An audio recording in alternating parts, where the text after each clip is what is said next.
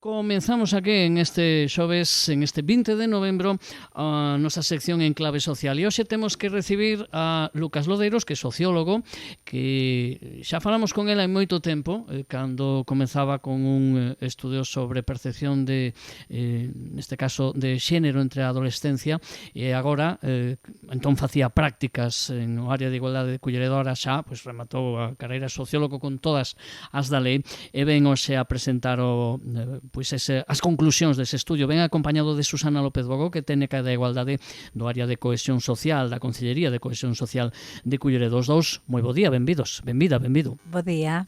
Bo día. Que tal, Lucas? Bo día, bo día. Que tal, Susana? Moi ben, aquí estamos, na loita. Bueno, a mí me fai especial ilusión porque cando veo estaba rematando ese proxecto de vida, que ao final son os estudios, e agora xa ten ese proxecto, e ademais con ese estudio tan interesante que fixo, ¿no? E que imagino que vos tamén fostes supervisando un pouquiño e axudando a concluir o mentes estivo facendo as prácticas, ¿no? Sí, para nós, e para min que fun a súa titora, é un orgullo xa presentalo como graduado en Socioloxía. Lucas Lodeiros, un alumno excelente, traballador, fixo un traballo estupendo, cal xa aproveito aquí públicamente para agradecerlo, en nome da nosa área, en nome do Concello de Culleredo.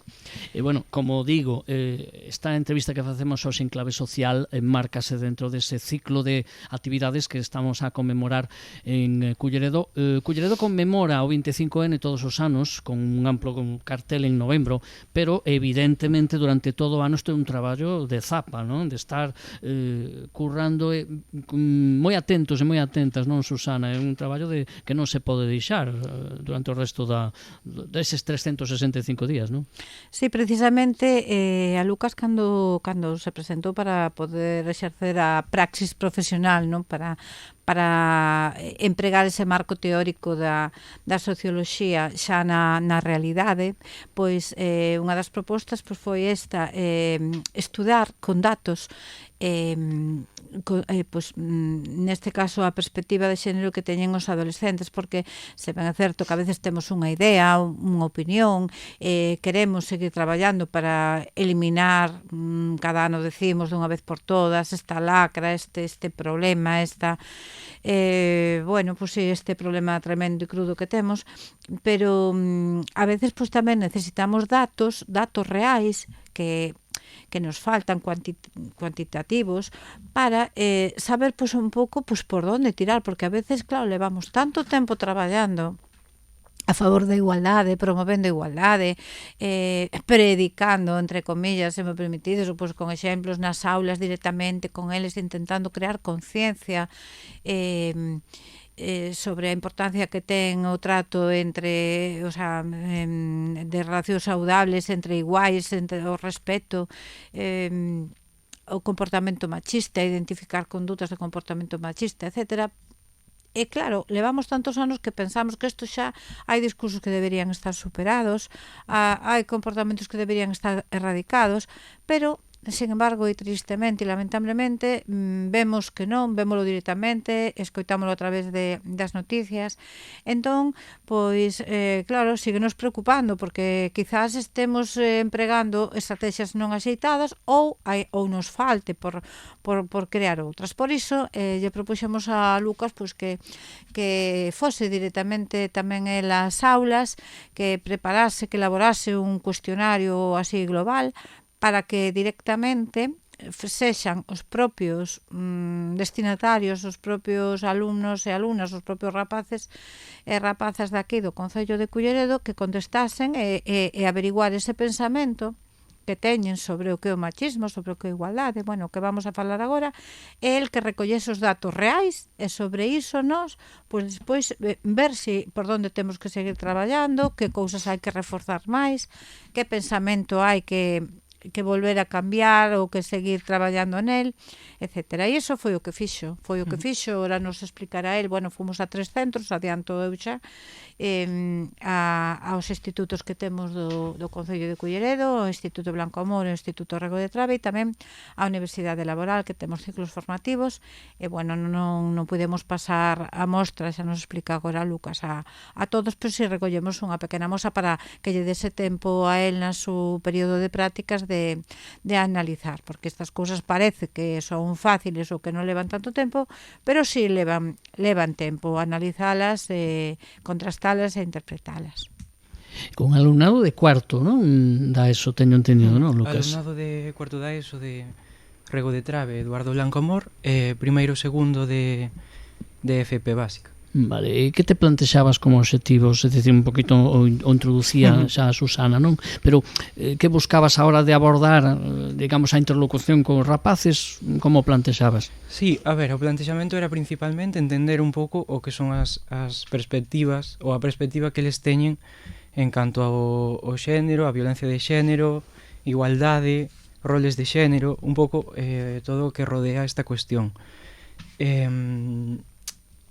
Obviamente, o sea, nun exercicio tamén de humildade necesaria en toda a investigación, entender que, bueno, márcase nunha fase de prácticas, ten, pois, certas cousas a mellorar, pero, dende logo, pois, pretendía que servise, polo menos, para deixar algo no Concello que se puidese empregar para máis cousas, non? Aí queda pois un traballo teórico, unha base de datos que sempre está que sempre se vai poder seguir traballando, non?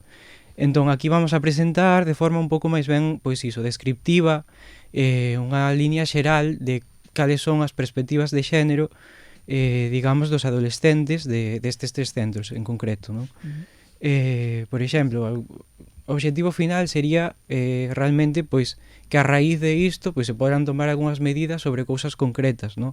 E sobre todo dentro destes tres centros en concreto. Non pretendemos facer afirmacións universais ou categóricas porque digamos que a mostra é pequena e é específica para estes tres centros, pero sí que atopamos certas cuestións nas que se poden pois mellorar ou que se pode facer algo para cambiar, ¿no? Que é o que, bueno, vimos presentar un pouco, claro. Bueno, claro, evidentemente é unha mostra, como todos os estudios que se fan, pero sempre dá unha idea, porque a mostra é un pouquiño como un botón de o resto da atrás, é dicir, unha mostra do que a mocidade a que sexan estes centros son un pouco exemplo de os rapaces e rapazas que viven en outros lugares de Culleredo e que ao mellor xa non estudian, pero que están en idades parecidas, pero que xa deixaron os estudios e siguen ao mellor tendo esas tendencias ou non que teñen estos rapaces. Bueno, a ver, decías que abarca un montón de aspectos. Por exemplo, eu vexo aquí, non, roles de xénero. Teñen claro que hai roles ou que roles hai e que roles non hai? Si, aquí plantexámoslo dunha maneira un pouco diferente. Non quixemos facer, digamos, preguntas nese sentido, senón simplemente, pois, mostrarlle un escenario específico, non? Que, por exemplo, pois se tes que facer algunha tarefa do fogar e non sabes onde está un utensilio que queres, pois a quen lle preguntarías primeiro, non? Entón, bueno, pois podenos dar un pouco unha idea xeral, pois iso, a maioría dixeron que preguntarían a nai, non? O 74,3% que preguntarían a nai por iso que non atopan, non? E no caso contrario, pois sería que en caso de que a figura en caso de que as figuras paternas non sexan do mesmo sexo, tamén lle preguntamos isto por se a quen acudirías se se che funde a luz da habitación. Pois neste caso vemos que 73,3% que acudirían ao pai, non a nai, non? Entonces aí sí que se ven como certos roles no ámbito do fogar que parece que en certa medida se perpetúan ou que, digamos, dentro da percepción dos adolescentes parece que continúan, ¿no? Sí, perdona un segundo. A min isto como pedagogo e como que levo xa tantos máis de 30 anos traballando con rapaces e rapazas, tendo en conta que a poboación era maior, é dicir, rapaces e rapazas maiores de 16 anos, 17, 18, 19, chámame moitísimo a atención que aínda teñan esa división na súa cabeciña de que o utensilio do fogar a nivel doméstico a nai e que, o sea, porque isto claro, sale inconsciente, eles non estaban preparados por esta pregunta, a pregunta era así, contestaron rápido, non? É o primeiro que se ve a mente. Fundir a luz aínda, o sea, o que arregla pois ao pai, o sea, está Mamá clarísimo. non sabe arreglar bombillas e papá non está na cociña nunca, seguramente que saben os dous as dúas cosas, pero aínda temos ese esquema dicotómico, no? De mamá unha serie de cousas, papá unha serie de outras. O azul para os Na nenos cabeza, e o rosa para claro, as nenas. es que ese sexismo aínda existe para que logo digan, no, xa está totalmente superado isto. Pois non, aínda o temos presente ese esquema social derivado do patriarcado na cabeza, no?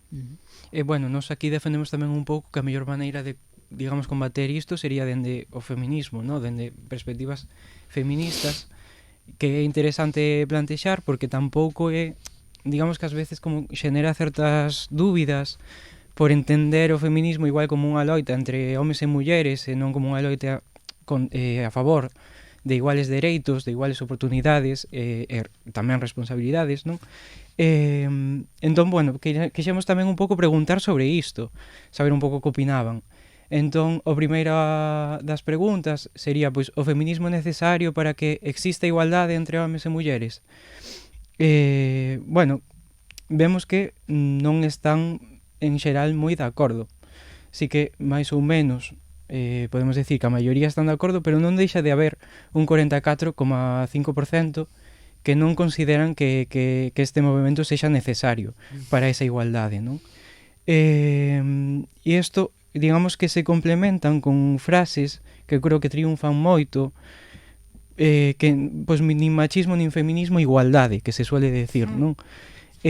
Como si o feminismo non fose a búsqueda da igualdade, non? Que, bueno, vemos que hai como que hai xente que está, hai moitos dos adolescentes entrevistados que están bastante de acordo con esta frase e que nos indica que igual non acaban igual de comprender que é o que pretende o feminismo ou hai un pouco de reacción, no, contra este movimento. Sí, de confusión. Eu recordo, hai anos, cando preguntábamos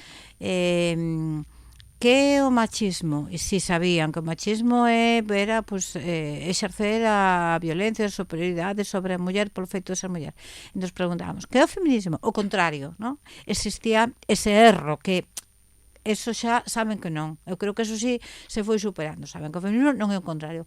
Pero non é o contrario, pero tampouco acaban de entender que é simplemente pues, a loita pola igualdade, que non é nin querer exercer superioridade sobre o home, nin todo o contrario. Entonces sí que pensan que non é o contrario, pero tampouco o queren. Tamén parece que é un extremo, ¿no? Que pensan que igualdade non é feminismo, é dicir, o que di Lucas, aí hai unha confusión e hai termos que hai que seguir traballando e educando niso, ¿no? Hai unha falta de educación no feminismo. De percepción clara, precisamente percepción un clara, estudio sí. sobre percepción Efectivamente. Igualdade e desigualdade, o sea, quedou claro unha serie de cousas. Ti como autor do estudio te queda claro máis ou menos que hai unha porcentaxes claras, non, de, bueno, en este último aspecto decías que había casi un 50-50, ¿no? En el último el último aspecto, ¿no? Sí, sí. Bueno, non deixa de ser importante porque a idea é que o sea, que se entenda correctamente a mensaxe que pretende lanzar un pouco as ideas feministas. Entón, xa con un pequeno porcentaxe que haxa, é importante pois aclarar ou facer un exercicio de, non sei se pedagogía, sí, non? De pedagogía, ao final, correcto.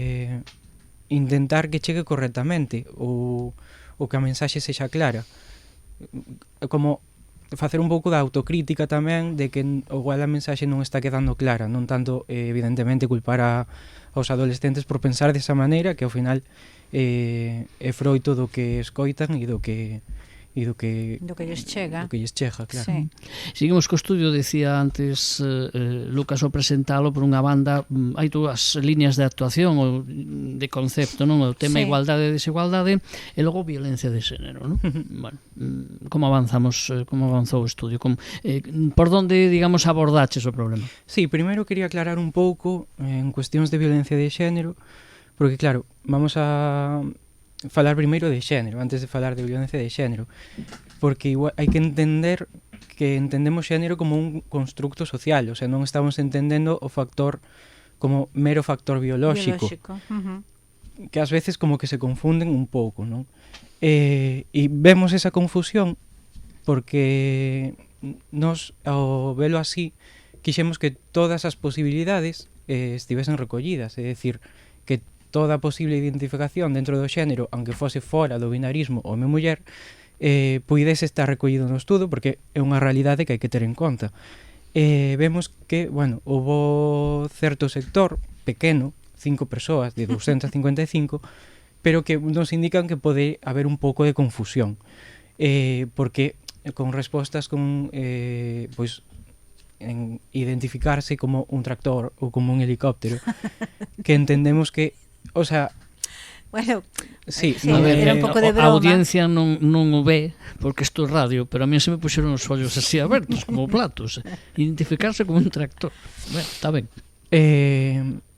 O sea, entendemos que simplemente, pois é, claro, un rechazo ante a posibilidade de identificarse de outra maneira. Esa broma é unha coraza ou é unha vía, non? Para escapar da pregunta. Claro, a mí non me preguntes se son home ou muller, porque non se pode ser outra cousa. Entón, bueno, podese, evidentemente, podes discernir, se queres, tes todo o dereito a discernir, pero ben é certo que a opción, digamos, que abrangue máis posibilidades é pois deixar que a xente se identifique e que non priva a unha persoa de pois, identificarse como queira, podendo ser home ou muller, sin necesidade de... Entón, bueno, queríamos un pouco aclarar isto, porque tamén é algo no que, pois igual, sería interesante divulgar ou que chegue aos adolescentes, non? Entón, tamén ligando un pouco cas redes sociais, isto é un caso un pouco máis antigo, pero que sabía que iban máis ou menos coñecer, que Nainda Rechi, que era, pois, digamos, un divulgador, bueno, divulgador non, unha persoa que traballa nas redes sociais, vaya, que confesaba, pois, enganar as mulleres para manter relacións sexuais sen preservativo. Entón, nos queríamos saber si afectaría unha posible seguimento a esta persoa a, digamos, disculpar este tipo de actitudes. Preguntamos o nivel de aceptabilidade desta situación, ¿no? Entón, entendendo que a situación é grave e que realmente é algo que de ninguna maneira poderíamos aceptar, vemos que hai de nivel de inaceptable ou pouco aceptable ata un 87,9%, que é correcto, o sea, que pero claro, iso supón que hasta que o resto, é dicir, que aceptable é un 5,3%, bastante aceptable un 1,6% e moi aceptable un 5,3%. Esos datos son os preocupantes, claro. Entón, aunque sexa pouco, o que a acción en sí xa é de por sí, o sea, a ideal sería que houvese un consenso de que iso non se pode dar. E estamos a falar, decía antes Susana, de xente sobre os 16 anos, non? Cuarto da ESO, 15-18, máis ou menos. Non son nenos pequenos, son xente xa con un uso de razón, se supone que casi instaurado, non? Claro, e aquí, o sea, discúlpame porque ainda que dices, bueno, a maioría pensa que é unha aberración, pero que temos que chegar a que non haxa ningunha persoa que eso considere aceptable, claro. Porque con que haxa só un violador xa hai casos, xa é tremendo, claro. O sea, non podemos permitir nin que haxa unha persoa soa que eso se atreva a poñelo nin por escrito nin que se lle pase pola cabeza, pero sobre todo non é que o pense, sino que además o marca como posibilidade, non? Bueno, estamos a ver un poquinho. Estos estudios sirven para darse unha idea de como anda a percepción sobre a realidade dun tema como é a igualdade ou a desigualdade de xéneros, non? E isto nos revela moito, precisamente esos estudios o que teñen que sirven, como decía antes Lucas, para reflexionar. Que outros parámetros manexastes no traballo que te chamaron a atención? Pois interesábanos tamén cuestións como a pornografía, pois entendíamos que podría ser tamén pois, que podría reproducir certas accións despois no que sería a vida cotiá, no? E queríamos saber cal era a percepción. Entón, basámonos un pouco nun artigo específico que é Nueva pornografía y cambios en las relaciones interpersonales de adolescentes y jóvenes, onde se describen, pois, iso, como os cambios tecnolóxicos que xorden da mellora na accesibilidade ás plataformas digitais son o xermolo do que dan en chamar, pois, nueva pornografía. Entón, como este libre acceso masivo e, digamos, constante permite que adolescentes ou incluso xa previo á adolescencia pois poida acceder, digamos, cotiá ou masiva a este contido, entendendo que podería afectar despois ao que supón a violencia de xénero ou a súa vida cotiá. Entón, a pregunta primeira que fuxemos foi simplemente se consumían pornografía, onde, bueno, houve un 57% que non, pero houve un 43% que sí que consumían pornografía, e se cadra o máis relevante dese 43% sería a súa idade, co que, o sea, como moitos deles consumen diariamente pornografía, 33,7%, semanalmente 37,6%, quedando mensual e anual nun 13,9 e 6,9. Entón, vemos que principalmente consumen pornografía e fano ou diariamente ou semanalmente, Claro, ¿no? a mí, perdonádeme, pero es que esta cifra me parece preocupante no canto de que é a educación sexual que veremoslo a continuación que reciben a través da pornografía a mitade da poboación, porque isto é neste grupo, pero estou segurísima, e a mellor quizá máis, que diariamente consumen pornografía, diariamente están vendo unha serie de escenas que eles normalizan e que logo, por eso pasa o que pasa, porque consideran normal, despois nas relacións creen que iso é o referente, o que ten que suceder, que ademais é unha pornografía consumida desde o machismo absoluto, desde unha posición de home dominando a muller. Producida, non? Claro, Desa perspectiva. que o que é. Entón, claro que ten o que dice Lucas, que ten unha relación directa coa violencia de xénero, porque logo hai a violencia de tipo sexual e logo Os valores que se perciben son os que logo e os abusos se poden levar sexuais, a vida, claro. Efectivamente. Entón pasa o que pasa, pero claro, es que dadevos conta que se entra por aí toda o que é a educación sexual e da práctica sexual, que se considera que eso é o que ten que ser, o que é o normal, o que se espera deles como homes que teñan que ser, e do prazer da muller que teña que ser tamén desa maneira, a través desa maneira, pois claro, despois sucede que eso non é así, e se encontra co que o que é normal, pois non é tan normal. E bueno, que realmente eles tampouco queren, porque encontramos que un 43,8 queren regulalo e un 24% quere abolilo. Entón, entendemos que claro, é algo que debido a ese libre acceso e a esa posibilidade de casi é, o sea, é unha adicción, non? Ao final non é unha cuestión de que eles están de acordo con isto, senón que sufren igual de esa adicción tamén. Entón, bueno, pues entendemos con isto que igual sería tamén importante educar nese sentido ou facer chegar certas ideas, ou polo menos que entendan o que están vendo e que entendan o sea, que se lles poida axudar nese sentido, porque vemos que desde a súa perspectiva efectivamente o que queren sería pues, ou regulalo ou polo menos ou abolilo, vaya. Que hasta ese punto non temos ese poder, ¿no? Pero polo menos poder educar ou que poidan entender. Pero te dá unha ferramenta precisamente para plantexar que para ver que é necesario, non? Pues facer un cambio neste caso, un tema sobre todo educativo, que é o que decía claro, antes Susana. No anterior programa de radio recordo que me preguntabas a nivel de legislación, ¿no? Que pasaba, ¿no? Entón, é aquí donde tamén se pode mellorar, é dicir, en filtrar, en legislar, tendo en conta isto, o sea, as tecnoloxías, as redes, os medios por onde entra este tipo de información, hai que sí que hai que meterlle má, hai que cribar de alguna maneira, e non pode ser que o que decía Lucas, que rapaces, non non só adolescentes de 16, sino que xa pequenos, a partir a mellor de 10 anos, o sea, no momento que teñen un aparello, pois, o sea, un aparello móvil, quero dicir, un aparello digital, referíame, pois que xa poden acceder e que non teñen nin a capacidade, non está desenvolvida a súa mente para xestionar ese tipo de imaxes que están vendo, co cal están aí madurando uns procesos mentais que non son para nada adecuados á súa idade, nin interpretando a sociedade e o mundo como ten que ser.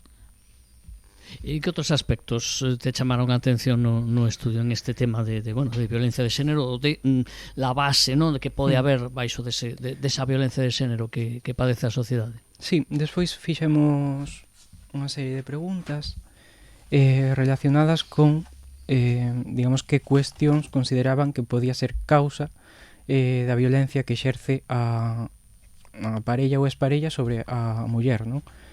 Que, bueno, citaría así un pouco de forma xeral.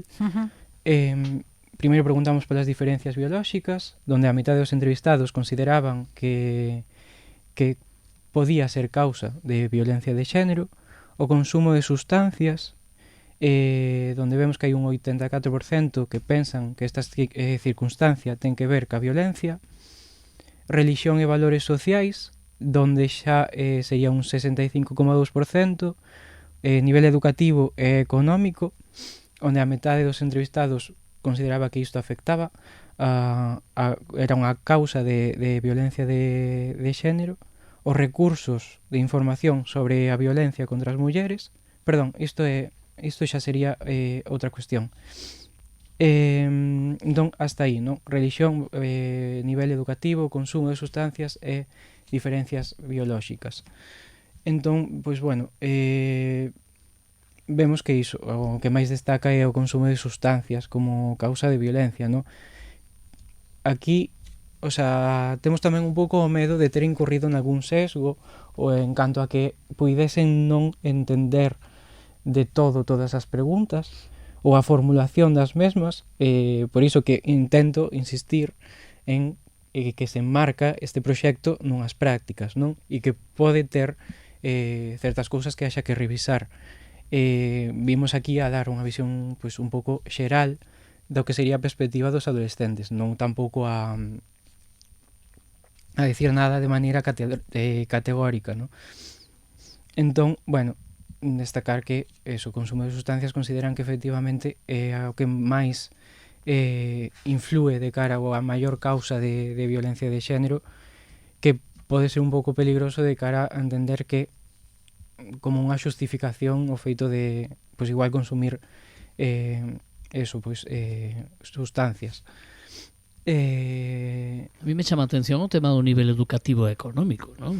En que sentido valoraban eles, decir, máis nivel económico menos violencia ou máis? Sí, claro, eles consideran que, bueno, unha persona canto menos estudios teñan ou máis ou a pobreza, non? Ou en situacións de carne de cañón, pues que, de violencia, claro, pode xenerar, non? Maior violencia, sí. Cando, bueno, xa se sabe polos outros estudios que non hai un perfil, que non hai unha relación, non? Que o maltrato, claro, que non hai un perfil de maltratador, que o maltratador pode estar nas esferas altísimas da sociedade en canto a poder adquisitivo e hai maltratadores que teñen estudos universitarios ou que son catedráticos ou incluso os niveles máis altos académicos, que son aspectos que se preocupan un poquinho máis, non? Cando hai máis nivel, que tamén pensas ti, pois mira, se supón que está máis formada a persoa. Pero é que estamos formados en moitas materias e disciplinas científicas, literarias ou pero suposo que a cultura trae formación ética tamén, pero non sempre é que vai así. Nos falta esa educación en valores igualitarios e en igualdade, está claro que nos falta, non? Entón, pois por eso o machismo e a educación machista que tivemos, pois nos afectou a todos e a todas, non é, eu sempre digo, isto non é unha cousa de mulleres e de homes. Bueno, isto xa un pouco casi máis ben unha opinión persoal acerca do que se acaba de comentar, que sería, por exemplo, que a cultura en sí non é neutra e a cultura pode reproducir pois certos valores ou pode reproducir certas cuestións que neste caso pues, se poderían considerar machistas e que efectivamente poderían afectar tanto as altas esferas da sociedade como as máis baixas, non? De forma indiferente. Non sabemos, non negamos que poida haber certo influencia de nivel económico ou educativo, pero non creemos que sexa como máis destacable. Creo que máis ben é algo xeralizado. Entón, bueno, pois entender iso que opinan os adolescentes e poder a raíz de aí recomendar, educar ou facer chegar certas ideas que poidan modificar certos comportamentos ou certas opinións. Esas son as conclusións que sacas un poquinho do estudio, porque isto un pouco, bueno, diversos aspectos nos que incidía en que esa. A mí me chama un pouco a atención antes de ir ás conclusións que grau de sinceridade, ¿no? Crees que teñen este tipo de estudios, porque unha cousa é o mellor o que din e outra é o que pensan. Claro, claro. A ver, un pouco volver ao mesmo, non? Que o que estábamos falando de onde se marcaba este estudo, non? Canto maiores, digamos, revisións e cantos maiores sexan os medios dedicados a isto, mellor vai ser o estudio, claro. Entón, bueno, sí que é certo que isto é algo máis ben modesto, co que simplemente se pretende facer unha visión xeral.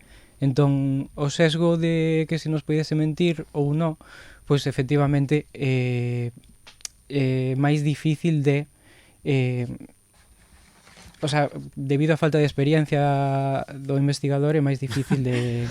Bueno, o mellor non tanto eso, porque seguro que o fixeche moi ben, eu non sei se sería capaz de facelo, pero o mellor tamén é unha mostra de eso, 255 persoas, non é o mesmo que se o faz con 2.000 ou con 20.000, evidentemente. Sin embargo, creo que como foi un cuestionario anónimo que tiñan que escribir, non é como se están arroupados, non, en ese caso. Sí que foron sinceros en xeral, sin tempo para a reflexión, ¿no? É algo así como espontáneo, te dan un cuestionario, sabes un pouco que che van a preguntar ou non. Unha grande maioría sempre se espera que este tipo de estudios si diga claro, o que pensa. Por exemplo, un dato curioso que íbamos a comentar, se non se capaz de decir, bueno, o tema, por exemplo, que atribuyen, que aínda non identifican, o tema dos celos, dos ciúmes, aínda non creen que eso sexa, por exemplo, pois que forme parte dos comportamentos ou das manifestacións machistas.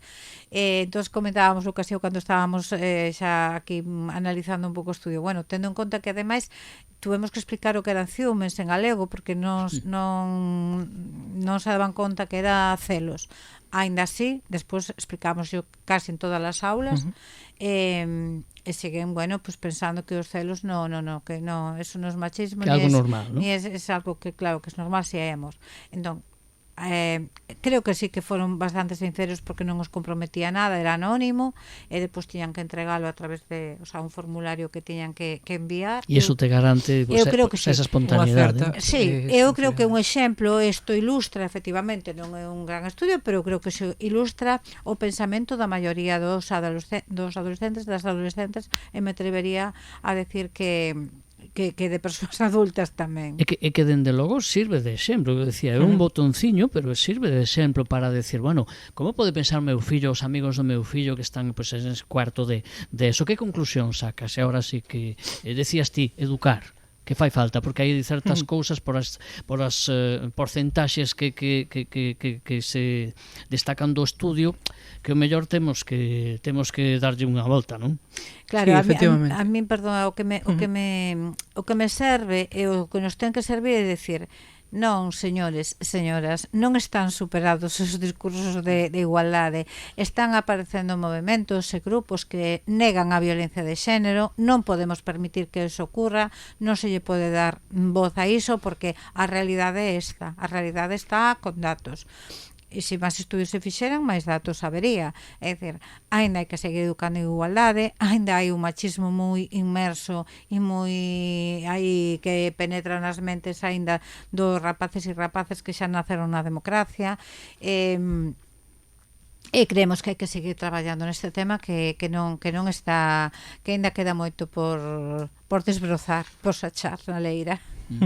Sobre todo a idea tamén de que se pode debatir acerca de cal é a mellor forma de combatir ou as medidas que se están tomando. Podemos debatir acerca diso, pero non debatir acerca da existencia da propia violencia de xénero ou acerca de, o sea, como xa un nivel de, non sei, de que se debate absolutamente calquera cousa, como sen ningún tipo de criterio, ¿no? Entón, entender non simplemente negar a existencia, senón que o debate está en como facelo, non, claro. O sea, dar uns datos para saber que existe e a partir de aí vamos a saber como se pode solucionar, como se pode facer, pero non xa de primeiras negar directamente a realidade.